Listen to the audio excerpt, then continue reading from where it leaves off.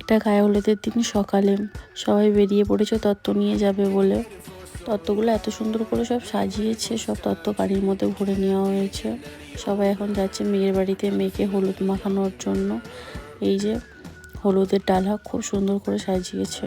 সবাই গাড়িতে উঠে পড়েছে। আর দেখো, বলো হ্যালো গাইস। হ্যালো গাইস, বলো আমার মামার বিয়ে, আমার বাবার বিয়ে। আমরা এখন তত্ত্ব নিয়ে যাচ্ছি। বলো আমরা তত্ত্ব নিয়ে যাচ্ছি। ঠিক আছে যাও।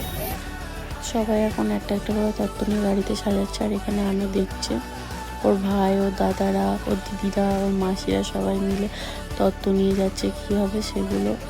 এই যে এক এক করে সবাই আসছে তত্ত্বর ডালাগুলো নিয়ে। আর এখন এই গেটগুলো সাজানো হচ্ছে, পুরো কমপ্লিট হয়নি।